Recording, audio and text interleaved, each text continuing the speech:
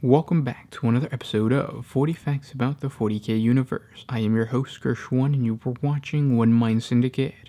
Today we continue talking about the Chaos God Tzeentch as we get into one of his greater demons, Gargathuloth. If you're new to the channel, subscribe. We post Warhammer 40K lore videos every single day. If you have any suggestions, please comment down below. And if you enjoy our content, thank our patrons on Patreon. It's because of them that we can do this. Now, if you're reading the Grey Knight's novel, spoiler alert, this is going to tell you the entire plotline of that. So if you don't want that spoiled, don't watch this. But with that said, let's get into 40 facts on the greater demon known as Gargathuloth. Gargathuloth is one of the greater demons of Tzeentch that has appeared in the material realm and taken on many names. He has been the Prince of 1,000 Faces, the Forger of Hells, the Whisperer in the Darkness, the God of the Last Hunt, and the 77th Mask. Countless atrocities have been committed in his name, for Gargathuloth's true lifeblood is knowledge, the true vector of all change in the universe. With each foul deed accomplished, with every man killed, with every secret gleamed or divulged, he learns more, and thus becomes more powerful. A demon has no real date of birth, for its essence comes from the warp. Yet Gargathuloth was once young, and in his youth he showed considerable interest in the material realm, and in particular in the species known as man. Like many of the greater demons of the ruinous powers, he craved the new experiences and sensations of the materium, crossing the veil whenever he found a mind of sufficient psychic power to harbor him.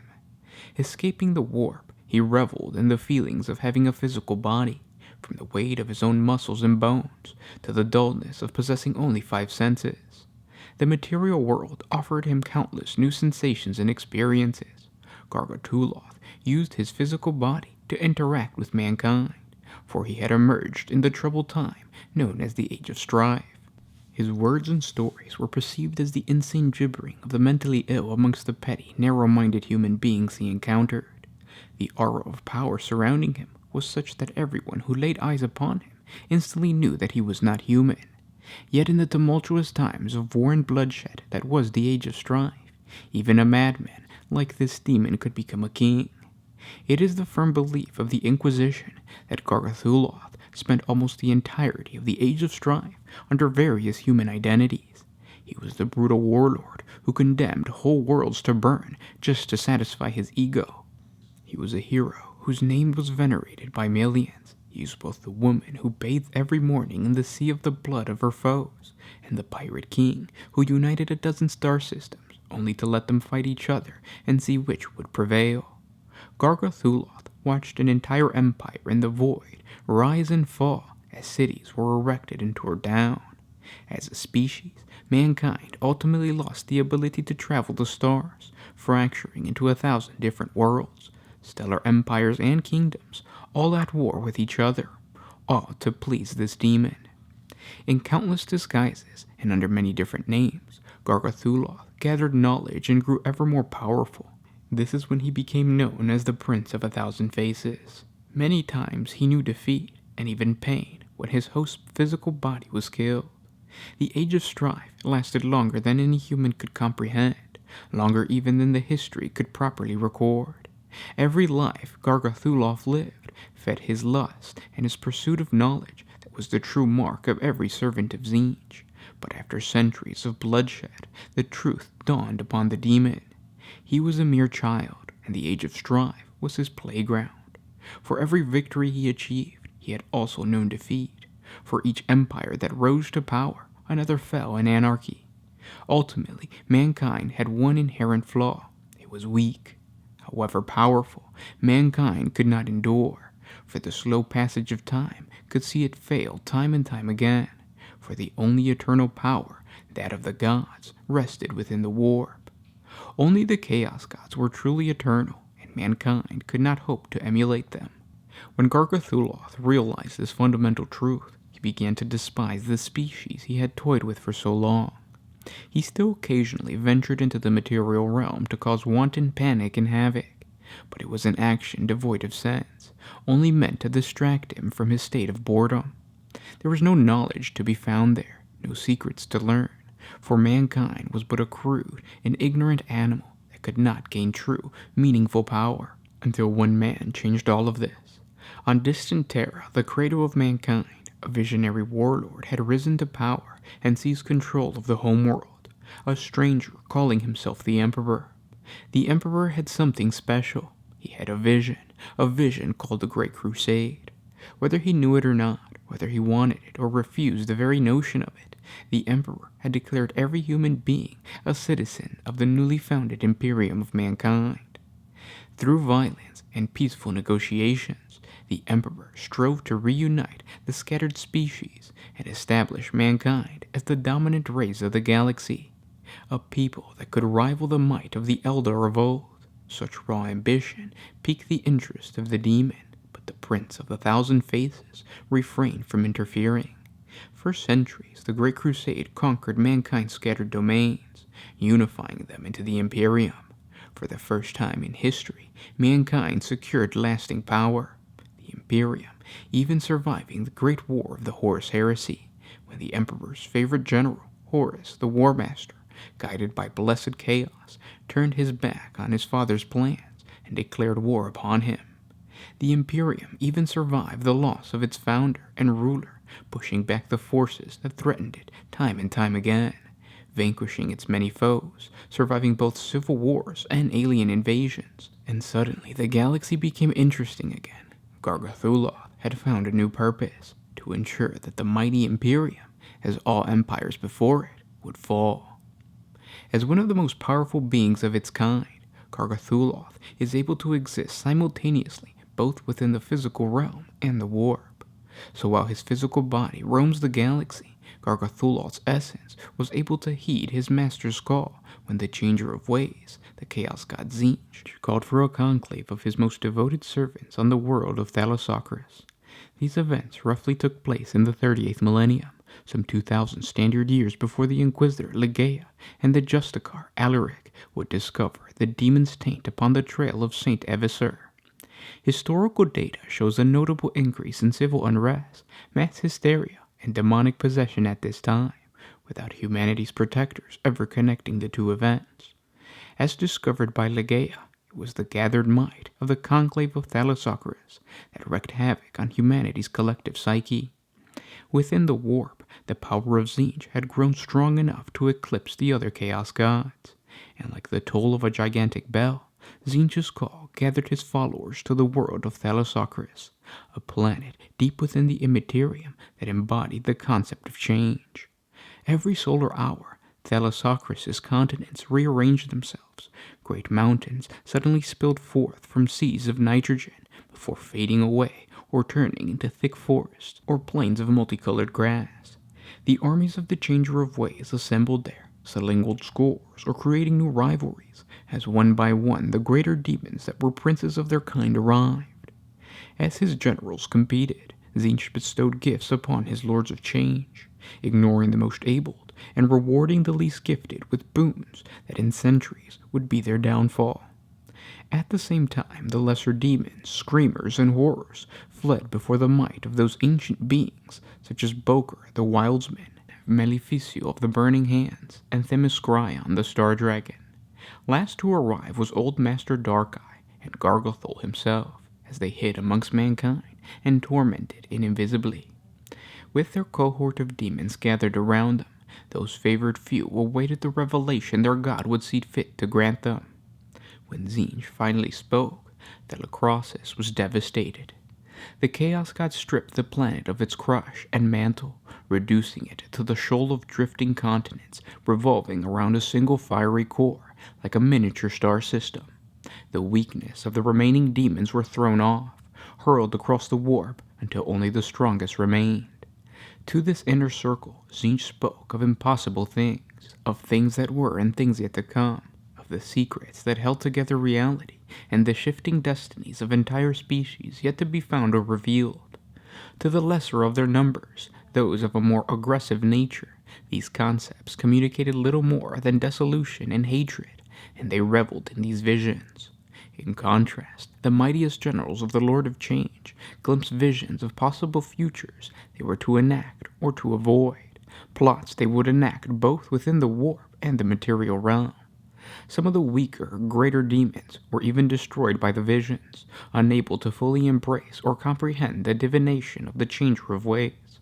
But a quite different fate awaited Gargathol. The Prince of 1,000 Faces fully immersed himself in Tzeentch's message, bathing in the revelations that streamed forth from the God of Change in a raging torrent of white fire and pure information. Gargathol gorged himself on his patron's knowledge, as the other demons looked in awe, hatred, and jealousy. Many hoped that the demon would be destroyed, but Tzeentch had other plans for his favored son. For days and days, even measured in a strange timescape of the warp, Gargathol received a revelation of Tzeentch. The strain, even in his inhuman mind, was so powerful that in the physical realm his body shuddered. When finally his communion ended, 1,000 new faces opened their eyes and cast their gaze upon the warp and beyond. For now Gargathol was ready to enact the will of Tzeentch. Even before heeding Tzeentch's call to gather at Thalassocris, Gargathol had claimed a world for himself, the uninhabited planet of Coria 9, deep within the unexplored region of the halo zone of the Segmentum Obscurus, a region of space where even the light of the mighty Astronomicon shone but very dimly. For long Terran centuries, Gargathol had hid there, fully corrupting the world. In the wake of the revelation he received at Thalassocris, Gargathol's physical body shuddered and emitted a psychic shriek that killed every living creature on the planet.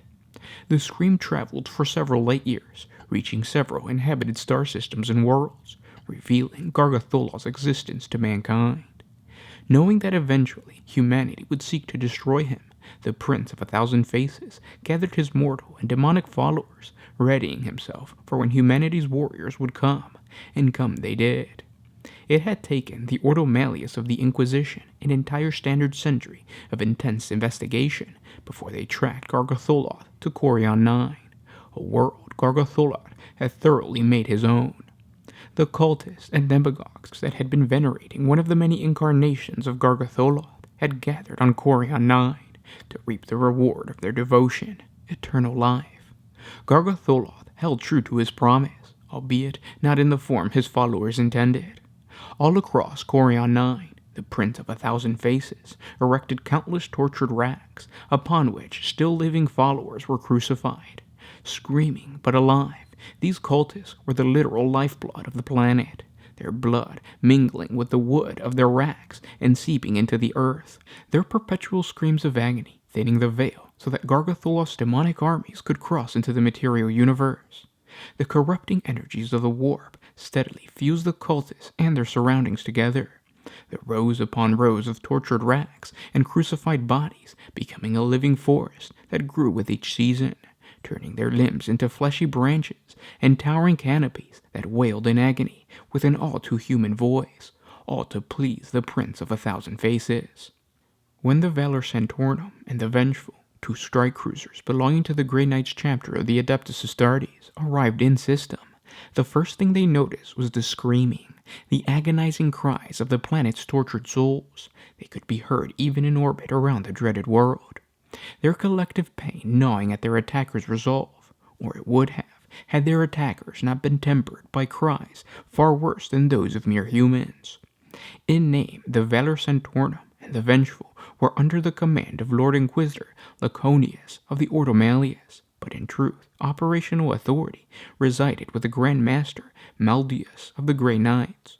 The two strike cruisers carried an impressive force, over 250 Grey Knights, led by a triumvirate of Grand Masters of their order, Mandulus, Galen, and Malquiant. It was the best and most powerful strike force the Ordo Malleus could muster, and yet despite the reputation and experience of every one of these Grand Masters, its success was far from certain. The arrival of his opponents was the sign that the demon had waited for to call his armies. The planet's screams of agony rose in pitch, fueled by fear, as everywhere on the planet the earth bursted into great cracks, spilling forth demonic legions bound to Gargathol. Horrors and flamers almost immediately turned to further torturing Gargathol's mortal followers, while screamers took to the air and nestled in the crucified forest canopy. Amongst the throng of demon flesh that covered the earth from horizon to horizon, the greater demons marshaled their forces, trampling the crucified under their feet. Soon the planet's surface was teeming like an ocean, a planet covered in demon flesh, ready to repel the Grey Knight's attack, a trap to ensnare and crush them. Gargatholoth was already on the planet, his court having gathered on site of an ancient burial ground where the planet's former inhabitants used to bury their dead. This was the Grey Knight's ultimate target. Given the tumultuous state of the warp, a teleport assault would be deemed too dangerous, and so the Grey Knights took to their drop pods to deliver them to the battlefield. Each Grand Master would lead their own company of men and fight their way through to Gargatholoth in order to banish the Prince of 1,000 Faces. Ideally, the three formations would link before facing the demon, but this plan soon proved unattainable.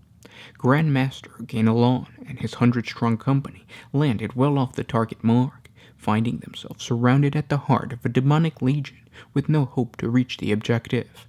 Fighting wave after wave of demons, the Grey Knights knew they were doomed, but would continue to fight.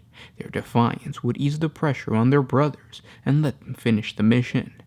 As the Lord of Change gathered around them, Grandmaster Galeon himself intoned the sacred verse of the prayer of purification, readying his soul for his last journey. Grandmaster Malquiant led an impressive spearhead of more than 70 Grey Knights against the horde, his fearsome lightning claws reaping a bloody toll on the enemy. Through courage and single-minded focus, the spearhead concentrated much of the horde's attention, but the press of bodies and the broken ground made it nearly impossible for them to reach their target. The killing blow would have to be delivered by Grandmaster Mandalus and his men, those who had landed closest to the burrow where Gargatholoth resided.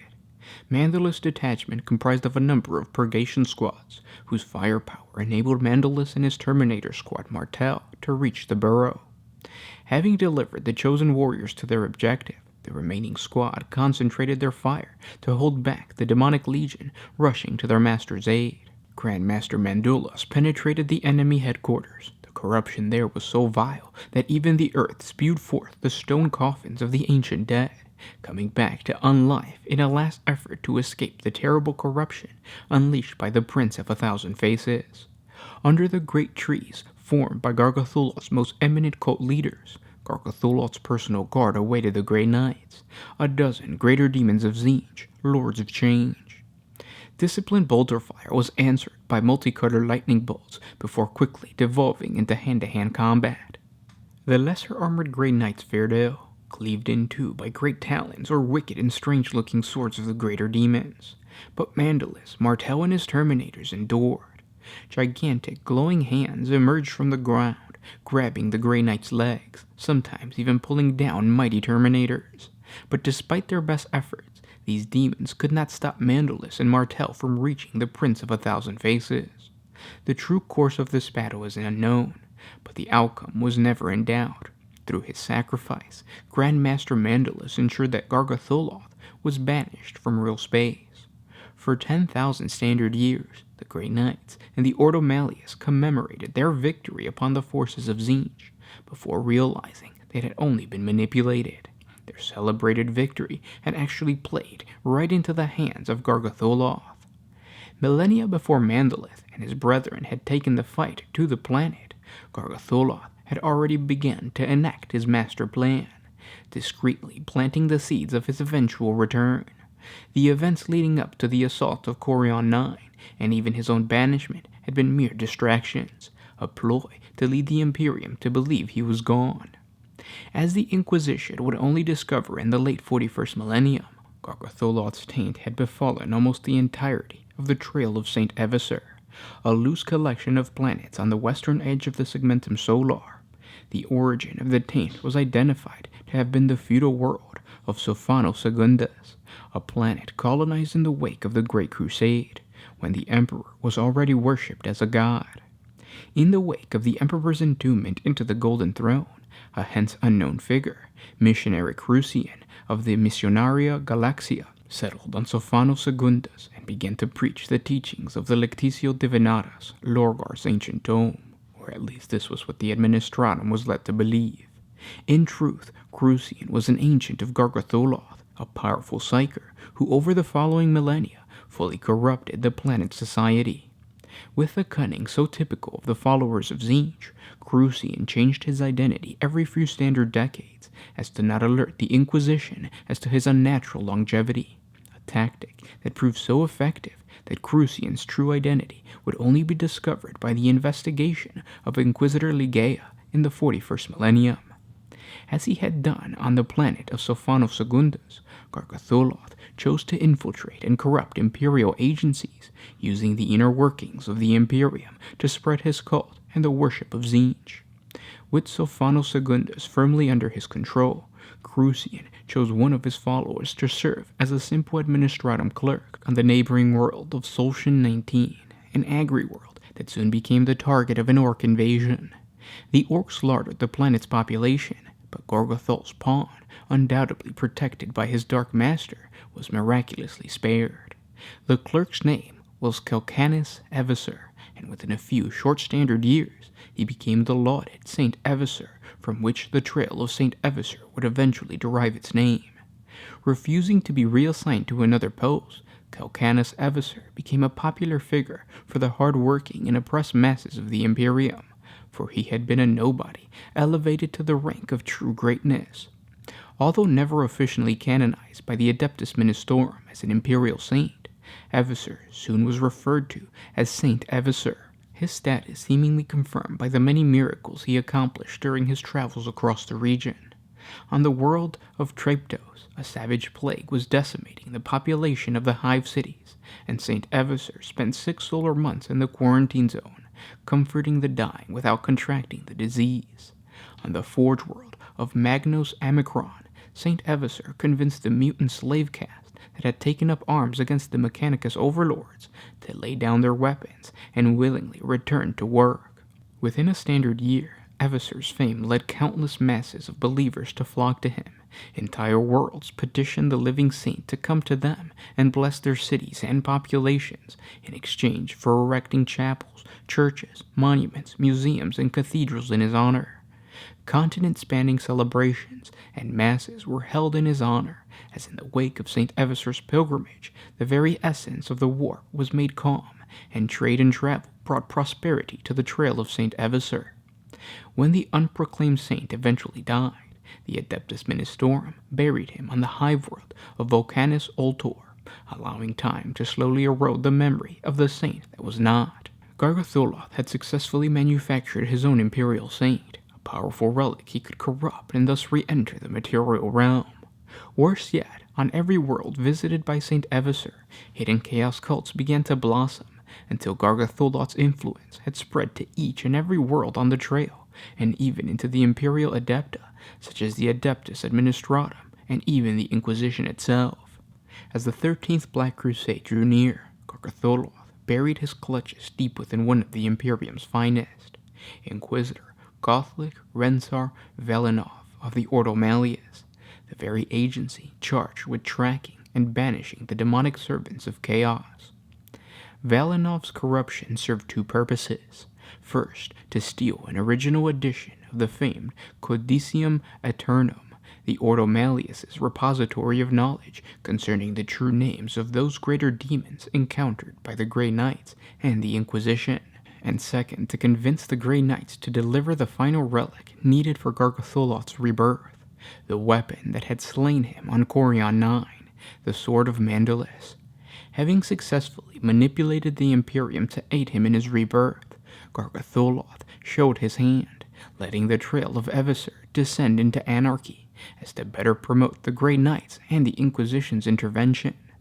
Through a carefully orchestrated escalation of conflict, Gargatholoth ensured that the Grey Knights would play the role he had chosen them to play, to deliver the final element that would allow him to return to real space. As Gargatholoth's time of rebirth grew imminent, his puppet, Valinov, used the secrecy the Grey Knights shrouded themselves in to turn Volcanus Ultor's loyal Imperial defenders against those who sought to prevent the Prince's return. The Imperial Navy, the Imperial Guard, and even the Adeptus Sororitas were set against the approaching Grey Knights, forcing the members of the chapter, under the command of Justicar Alaric, to slay countless valiant Imperial soldiers in order to reach St. Evisur's grave. the resulting fraternal bloodshed further added to the potency of the chaotic ritual. In the end, Gargotholot's millennia-long scheme bore its fruit, as the sword of Mandala struck down the reanimated corpse of Saint Evasor. The barrier between the materium and the immaterium was sufficiently weakened to allow Gargotholot's return. Saint Evasor disintegrated into a gigantic column of ever-mutating flesh, a towering monstrosity that surpassed even the mighty spires of Hive Superior in height. The column of flesh bore thousands and thousands of shrieking faces, giving credit to Gargotholot's surname as the Prince of 1,000 Faces. Gargothuloth had won.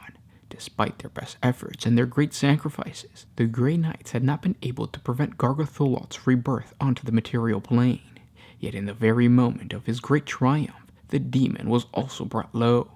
Confident that his trap and the knowledge of his plans would drive any mortal insane, Gargothuloth had thought he had disposed of Inquisitor Legaia, turning his fellow Inquisitors and the Grey Knights she had fought alongside against her.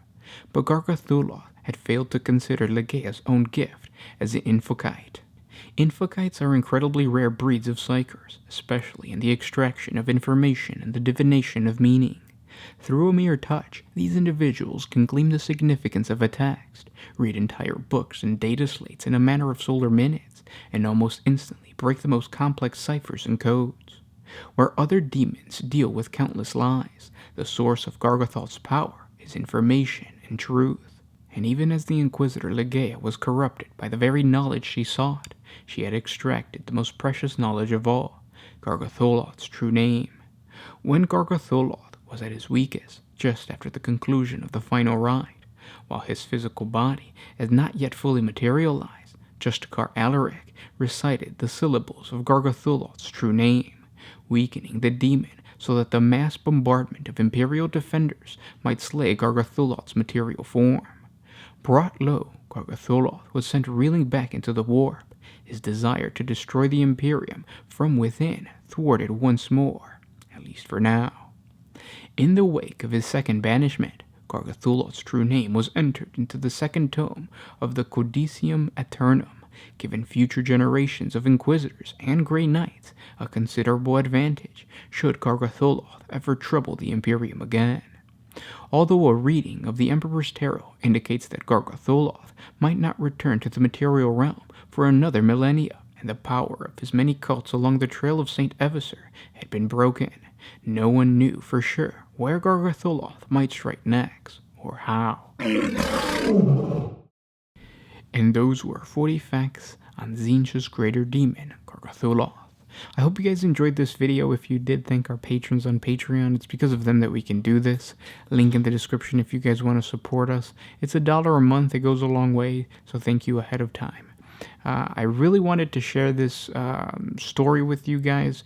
Number one, because as I was going through the wiki page, I came across the Greater Demons of Tzeentch, and I came across Gargotholoth, and then I realized, like, this god is basically the epitome of what Tzeentch is. It's plots on plots and, like, schemes on schemes. It is just Tzeentch. Tzeentch would do things like this, so I really wanted to share this with you guys. I hope you guys enjoyed. If you guys have any suggestions for other greater demons, whether they be Tzeentch, Khorne, Nurgle, any one of the four, please comment down below. And I hope it inspired you to add some fluff into your own army. Can't wait to talk to you guys in the comment section, and talk to you tomorrow. This is Gershwan with OneMindSyndicate signing out. Always used